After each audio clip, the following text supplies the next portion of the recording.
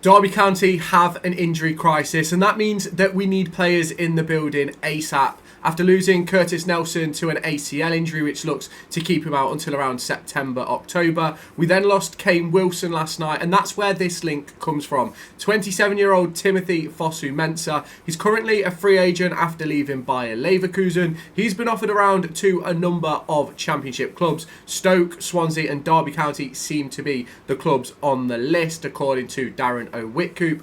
And for me, this is a signing which could be good for Derby County, although there is some major pitfalls of this potential signing. Now, Timothy Fosu Mensah is a 27-year-old defender, can play anywhere across the back four really, and we'll get into that a little bit later on. He came up through the Manchester United Academy, spent time at Crystal Palace, Fulham, with Man United's first team, and then moved on to Bayer Leverkusen. But really, he's had a bit of a really disappointing career, and it's been mainly down to injuries. And in my opinion, we have to talk about injuries because Derby County are in an injury crisis.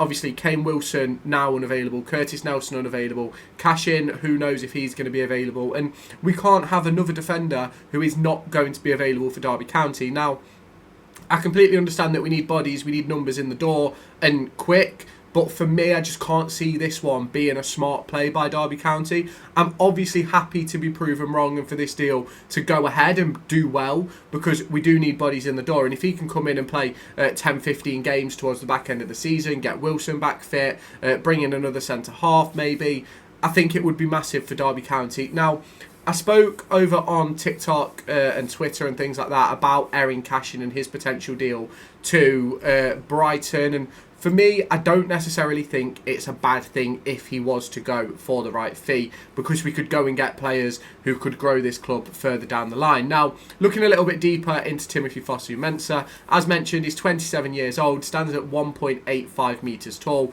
He's been without a club since July of 2024, so his fitness is very, very unknown. But could he come into Derby County and have an impact? He would pretty much have to. He's valued at £700,000, but without a club, he will obviously be a free transfer. Now, he's played for a range of clubs over his career, as mentioned earlier, the likes of Man United, Bayer Leverkusen, Crystal Palace and Fulham. The most appearances he has made is for Manchester United, and that's 30. He made another 30 at Bayer Leverkusen, 24 at Crystal Palace and 13 at Fulham. Now, he has played in a range of different competitions, the Premier League, the Bundesliga. He has played in Europe as well, in the Champions League and Europa League. But ultimately, he's not played that many games as a senior footballer. Now, I'll put on screen now his position chart. Can play right back, left back, centre back and in holding midfield. And for me, that is massively important for Derby County because, as you saw last night, well, 2 days ago, as you're watching this, Derby County played Ebo Adams and Callum Elder in centre-half because we don't have fit centre-backs. And obviously Jake Rooney could slot in there, but at the moment we're really struggling for numbers, and it's obviously disappointing for Derby County to be able to actually find a way to make this work with our backline the way it currently is. And obviously what Derby County need to do going forward is buy players who are fit, ready and available, because Lars came in, obviously couldn't play the first game because he hadn't really been training, because obviously the Norwegian tier stopped. Timothy Fosu Mensah is probably going to come in and not be up to speed, so he wouldn't be able to play if he came in. So it's one of those for me where we always seem to be struggling with these types of players. We go back to last year, Kane Wilson was injured when he came in, Joe Ward wasn't fit when he came in, and Callum Elder wasn't fit when he came in, and that's just sort of the situation we seem to be in right now. And with the current injuries that we already do have, the likes of Joe Ward not being 100% fit, Blackett Taylor not being fit, Connor Washington isn't fit, Kane Wilson obviously pulled up last night, Dejon Brown pulled up last night, Curtis Nelson, as I mentioned, Erin Cashin not fit, and we have all this fitness red tape which stops us really being able to compete. And that means we need to spend some money and we need to bring in some players that are going to be able to play. Now, for me, I've said my piece on the manager, and we can't really go more into that because at the end of the day, David Clowes has given Paul Warne his backing. But if he's going to back him, he needs a war chest. He needs some funds. He needs to be able to go out and pick up some players. Now, for me, I spoke in that TikTok clip about Erin Cashin yesterday, and I said that if we could get, say, 10, 12 million pounds with 6 or 7 of that up front, and then the rest in add-ons, a sell-on fee and things like that, I would have absolutely no qualms in letting him go. Obviously, the best opportunity would be having a loan back as well. But if we can get 5 or 6 million that we can spend tomorrow, excellent, because we can bring in centre-half replacements, we can bring in midfielders, we can bring in wingers and maybe another striker. We obviously are now in a position where Joe Ward and Tom Barkhuizen, who were potentially looking like going out in this window, now probably aren't due to our injury crisis. Joe Ward can't go anywhere because we don't have another right-sided defender, unless we play Caden Jackson there, but not sure if you've noticed, the fans aren't a big fan of Caden Jackson at the moment.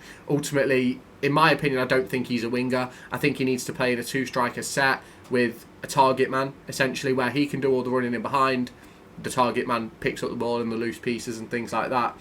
So it's one of them for me where this deal for Timothy Fosu Mensah doesn't really make much sense. His injury history isn't great. I think he's made like 100 appearances at 27 years old, which isn't great either. Now, obviously, Nat Phillips was in a sort of similar boat, but he didn't necessarily have major injury problems where he wasn't playing and things like that. He was available, just sitting on the bench for Liverpool and things like that. And it's one of those for me where if we do make this signing of Timothy Fosu Mensah, of course, as I've mentioned across the course of the last few weeks, I'll always back the players, I'll always back the manager, I'll always back the club, even if I think it's the wrong thing to do. Because I'll always say my piece, I'll always give my opinion like I'm doing here, but you have to trust in what they're doing, and you have to trust they know what they're doing. And ultimately, at some point, I don't quite think they do, but we'll get to that in another video later down the line. So it's one of those for me, not particularly impressed with a Timothy Fosu Mensah deal. I do think it's a little bit of a panic because of the situation we're in, which I completely understand, but given the fact that we knew what we needed on day one of the transfer window, needed an extra centre-half, needed a striker, needed a winger, needed a midfielder, and probably needed a full-back. It was left-back at the start of the window. It is now right-back that we need. But we knew all this after the transfer window in the summer. So I'm not entirely sure why we're 22 days in the transfer window and we've only signed one player.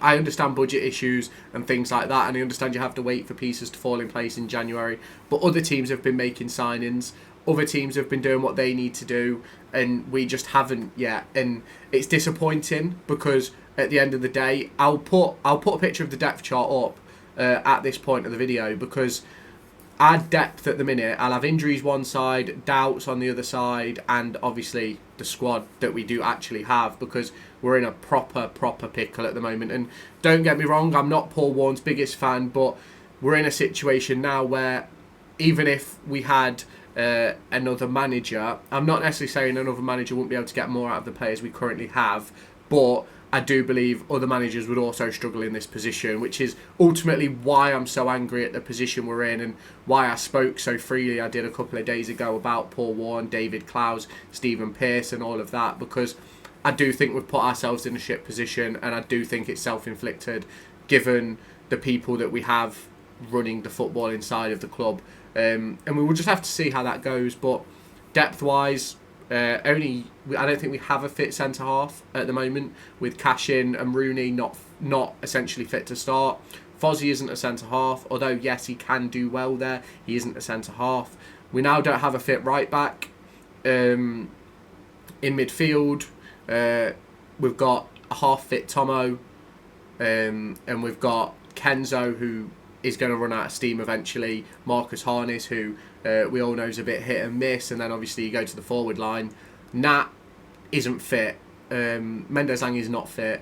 Caden Jackson, if he's fit, I don't know. I don't think he's very good, personally. And then you've obviously got Corey Blackett-Taylor, who realistically Paul Warne claims isn't fit all the time. You then go to the striker department. Yates is fit, but I'm sure there's some sort of niggle there because of the way he's running and things like that. It just looks a little bit odd.